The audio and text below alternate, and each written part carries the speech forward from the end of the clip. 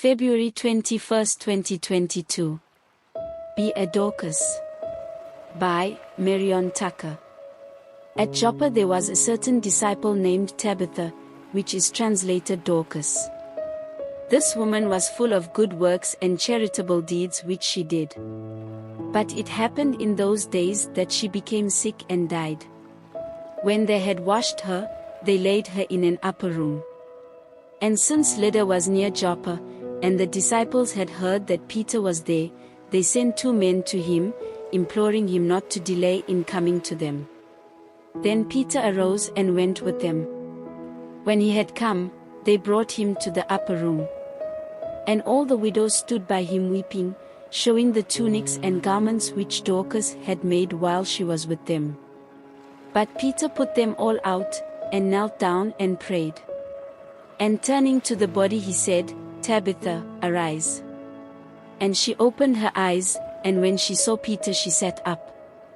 Then he gave her his hand and lifted her up, and when he had called the saints and widows, he presented her alive. And it became known throughout all Joppa, and many believed on the Lord. So it was that he stayed many days in Joppa with Simon, a tanner. Acts 9 verses 36 to 42. Why was Dorcas called both Dorcas and Tabitha? Why do you think she was full of good works and charitable deeds? What should we check as we do good deeds? Proverbs 21 verse 2. What is the difference between Ephesians 2 verses 8 to 10 and Titus 3 verse 8? What do we learn from Dorcas's life? James 1 verse 27. Micah 6 verse 8.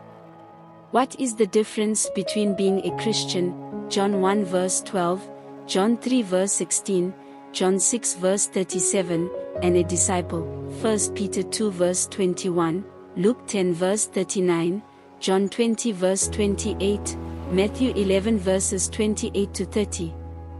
What was the result of her being raised from the dead? If your life was summed up in 1 or 2 sentences, what would it be? There is work for each of us to do. What are you called to do? What are some of the work stated in the passage in Acts 9? Verse 39. Verse 37. Verse 38. Verse 39.